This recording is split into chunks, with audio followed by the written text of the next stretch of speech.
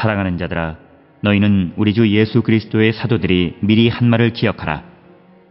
그들이 너희에게 말하기를 마지막 때에 자기의 경건하지 않은 정욕대로 행하며 조롱하는 자들이 있으리라 하였나니, 이 사람들은 분열을 일으키는 자며 육에 속한 자며 성령이 없는 자니라. 오늘 우리가 함께 읽은 유다서 17절에서 19절에 있는 말씀은 이제 주님의 재림을 기다리는 성도들에 대한 어떤 권면의 말씀, 특히 가만히 들어온 자들이 믿음을 흔들어 놓을 때에 성도들이 어떤 믿음의 자세를 취해야 하는가라고 하는 권면의 말씀이 17절로부터 25절까지 기록되어 있는데, 17절부터 19절까지에서는 이들의 유혹에 넘어가는 자가 되어서는 안 된다라고 하는 것을 권면하는 말씀이 되겠습니다. 특별히 오늘 주시는 이 본문을 통해서 유다는 자신의 이 편지를 받아보는 사람들에게 사도들의 말을 기억할 것을 권면합니다. 그러면서 이 거짓 선생들, 가만히 들어온 자들의 그 유혹에 넘어가는 자가 되어서는 안 된다라고 하는 그런 기조로 이 말씀을 설명하고 있습니다. 따라서 17절에 사랑하는 자들아, 너희는 우리 주 예수 그리스도의 사도들이 미리 한 말을 기억하라 라고 하는 거죠. 이 사랑하는 자들아 라고 하는 것은 믿는 자들아, 즉 하나님의 사랑의 대상이 되는 사람들을 부르는 것이고, 그러면서 우리 주 예수 그리스도의 사도들이 미리 한 말들을 기억하라 이렇게 이야기합니다. 즉 사도들이 예언한 그런 말씀을 기억하라라고 하는 겁니다. 여기서 유다가 말하는 사도는 초대교회에 초속을 놓은 사람들을 가리키는 것으로서 바울이나 바나바, 사도행전 14장 4절에 의하면, 그리고 사도행전 12장 17절에 의하면 야고보 등 이런 사람들이 여기에 속하는 것이 되겠고, 특별히 유다의 이런 말은 베드로후서 3장 2절에 곧 거룩한 선지자들이 예언한 말씀과 주 대신 구주께서 너희의 사도들로 말미암아 명하신 것을 기억하게 하려 하노라 라는 그런 말과도 같은 맥락의 말씀이 되겠습니다. 그래서 이제 이 유다는 자기 편지를 받아보는 사람들에게 이제 사도들이 한 말을 기억하라라고 권면하고, 여기에서 기억하라라고 하는 것은 그것은 단순히 내가 옛것을 생각하는 것 정도가 아니라 옛날에 한 말을 기억해서 그것을 그대로 받아들여서 그 내용으로 삶을 살아가기를 결단하는 그 내용까지를 포함한 것이 기억하라라고 하는 단어가 갖는 의미가 되겠습니다. 그래서 오늘 주시는 본문의 말씀에서 유다는 예수 그리스도의 사도들이 한 말을 기억하라고 권면하는 것이 이제 오늘 주시는 말씀이 되겠고, 그러면서 18절에 그들이 너희에게 말하기를 마지막 때에 자기들의 경건하지 않은 정욕대로 행하며 조롱하는 자들이 있으리라 이렇게 말을 했다라고 하는 것입니다.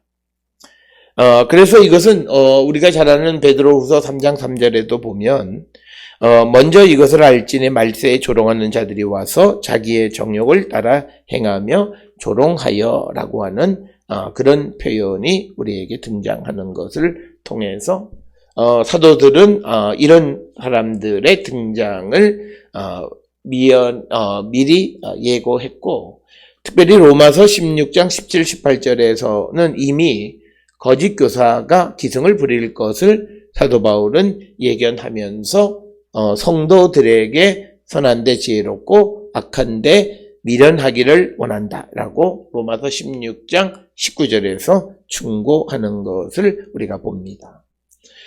왜냐하면 거짓 교사들은 하나님의 뜻대로 살지 않으므로 경건하지 않고 또 육신의 정욕대로 행하고 교회의 가르침, 특히 예수 그리스도의 재림을 조롱하는 자들이다. 이렇게 로마서 16장 18절에서 바울은 이미 언급을 하고 있으면서 결국은 이들은 가정과 교회를 분열하고 성령 안에 거하는 자들이 아니다라고 오늘 유다서 1장 19절에서도 말씀하고 있는 자들이 되겠습니다.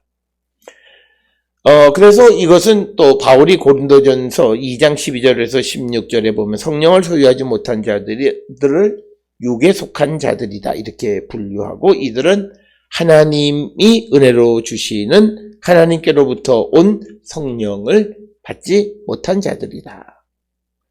이렇게 설명을 합니다. 그래서 오늘 주시는 본문의 말씀 19절에서 이 거짓 교사들이 분열을 일으키고 육에 속한 자이고 성령이 없는 자다 이렇게 분명하게 말하면서 그들을 조심하는 자가 되어야 한다. 그래서 오늘 주시는 본문에 육에 속한 자, 성령이 없는 자라고 하는 것은 그리스도와 관계 없는 자, 믿음과 관계 없는 사람이다 라고 하는 것을 강조하는 그런 말씀이 오늘 주시는 본문의 말씀이 되겠고, 특별히 그 19절에서 이 거짓 선생은 분열을 일으키는 자다 이렇게 이야기하고 있고, 그리고 또 이들은 육에 속한 자이다라고 말합니다. 이 사람들은 뭐냐면 육에 속했다는 건 자연적인 그런 것이고 성령이 없다라고 하는 겁니다. 그러니까 이 말은 이들은 자연적인 사람의 성향을 따르는 자, 그러니까 그들은 결국은 경건하지 정욕대로 살아가는 자들이라고 하는 말과도 같은 맥락의 말씀이 되겠고, 오늘 주시는 본문의 말씀에 성령이 없는 자라고 하는 것은 결국은 이들은 세상적인 사람이다라고 하는 그런 의미가 되겠습니다.